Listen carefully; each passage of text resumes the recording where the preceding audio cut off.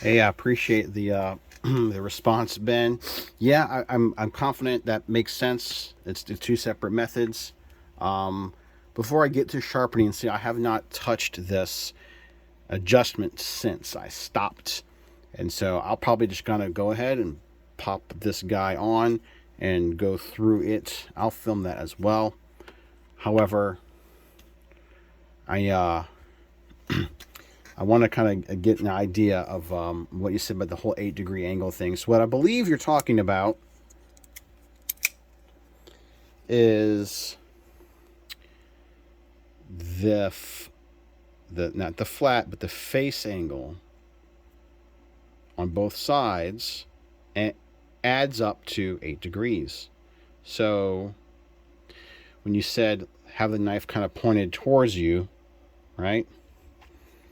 It's basically that angle here. And I tried to kind of draw this out at a super magnified view. If, let's say, this was the knife blade, kind of at a specific angle, looking at it like this way, right? Looking at the knife edge like this, it would be angle I have here, like this is the point, the cutting edge. Angle A would be at 20 degrees, and then we get to the face of the blade, and that would be this angle here, angle B, of 4 degrees until it hits the flat of the blade, and the flat is 0 degrees. Angle C is 0 degrees. So on each side, this part here would be 8 degrees total, because it would be laying down on the flat. However, so cool, I gotcha.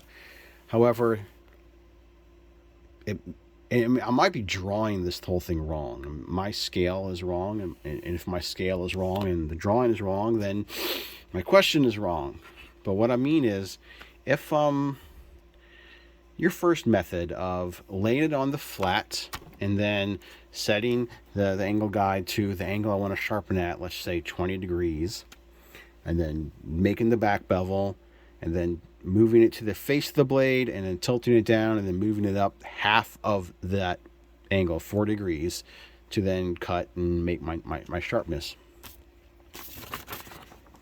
If this is the knife and it's sitting flat on the table, and this is the sharpening stone right here, if my sharpening stone is at a 20-degree angle and I start sharpening,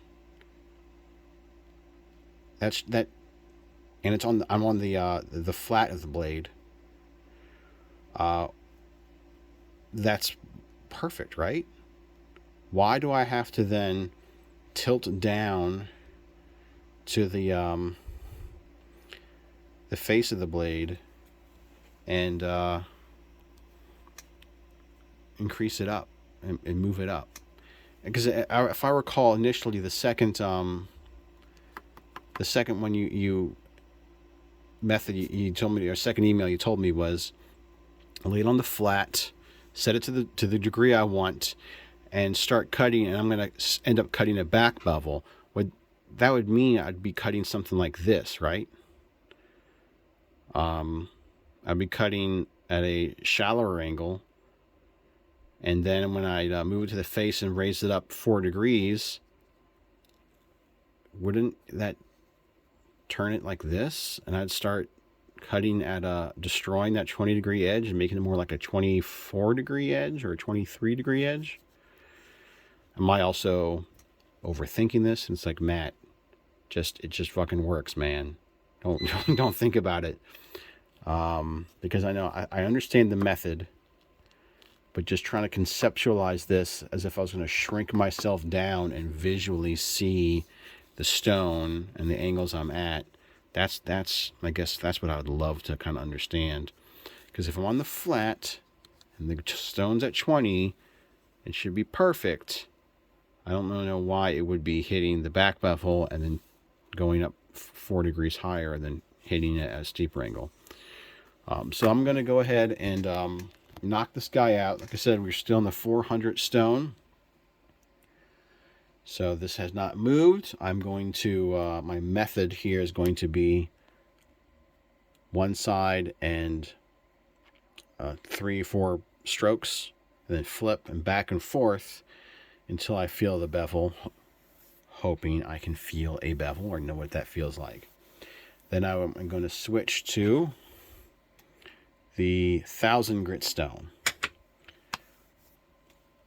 This brings up another question, which is, you stated you never really changed the pivot guide until you switched to polishing tape, but don't stones have different thicknesses? How does that not matter? Like if you're doing the 400 and the 1000, won't eventually the 400 get thinner than the 1000 and there will be a angle difference? If you can help me understand that, I appreciate that as well. All right, on to sharpening.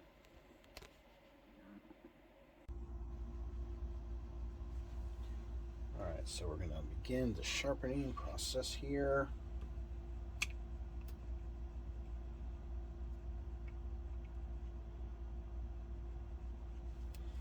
All right.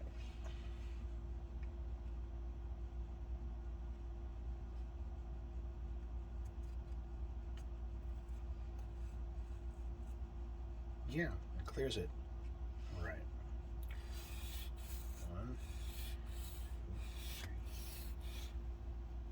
Whoa. That dug in hard right there. Ooh, interesting.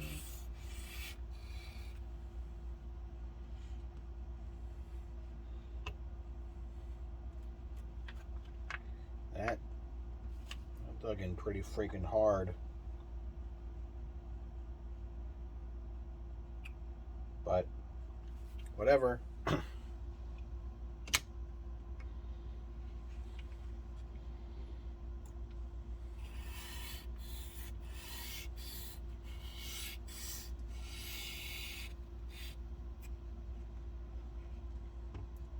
back and forth a few times, like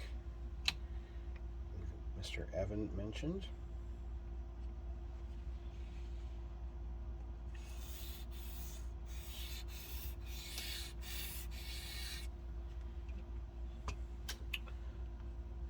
Stick. So I'm making two points of contact, folding down on the flats. The face. Folding on the face.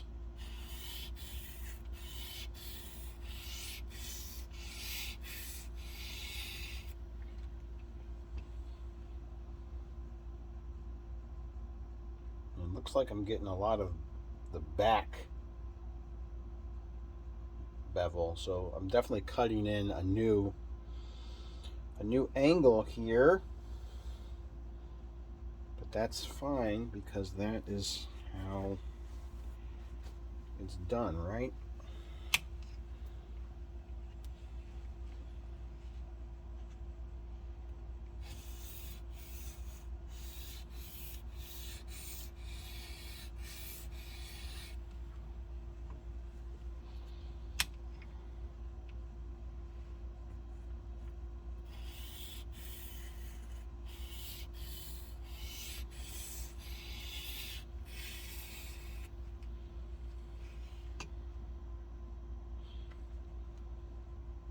All right, I'm slowly working towards the edge. I see it happening. Don't get too excited. Matthew, don't get too excited.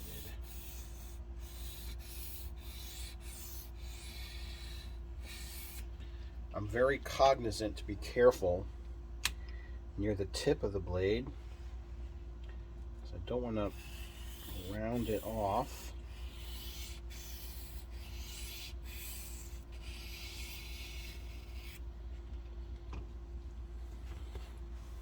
But each time I'm doing this, like off camera, I'm kind of looking and seeing where's the marker being removed. The marker is almost completely removed on this side, except to the tip right there. The marker is making progress on the other side as well. So I'm just going to do one extra pass on this side.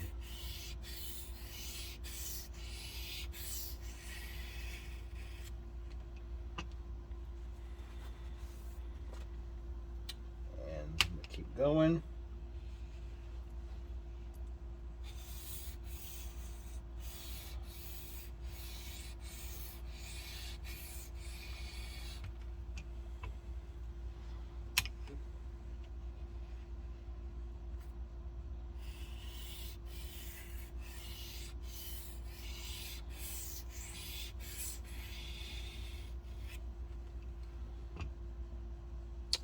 So, a couple things I'm noticing.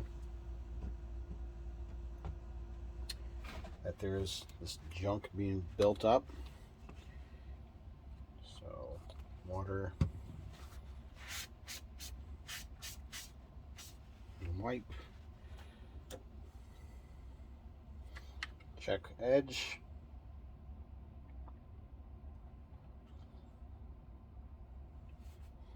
So I'm trying to see if I can feel that burr on this side, and I can't, which makes sense because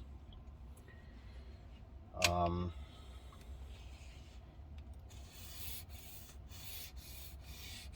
marker isn't all the way gone on the other side.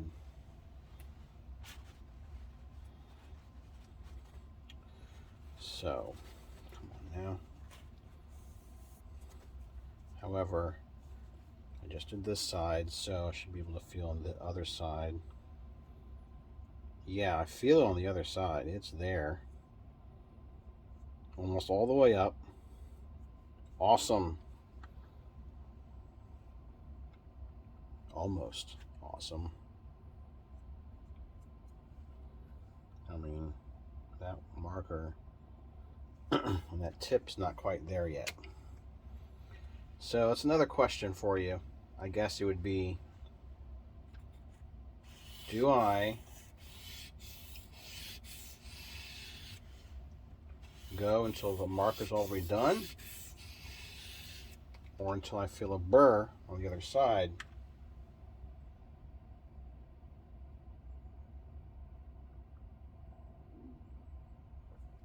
I'm going to do a couple more passes, and then I'm going to try and show you through the magnifying glass, and you can let me know, hey, should I keep going, or should I stop?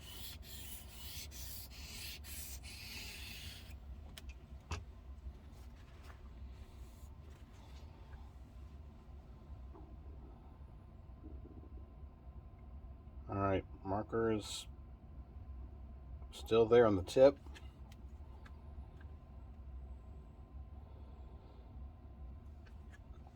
The marker is almost gone on the other side.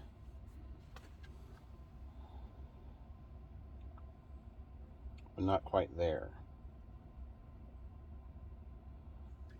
So let's see if I can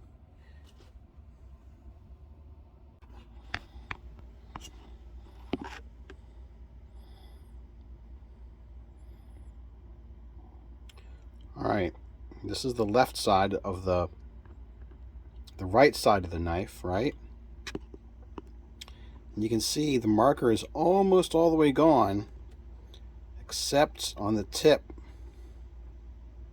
Now on the other side of the knife,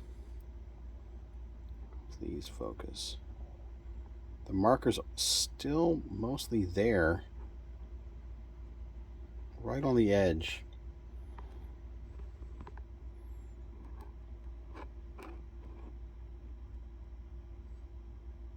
Hard to see. Yeah.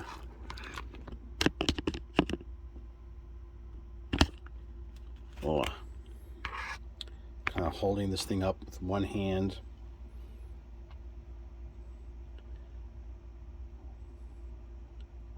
But there, you can kind of see the tip's got a lot of marker. The edge still has a little bit of marker. A little black marker. So Do I keep going like I've been doing?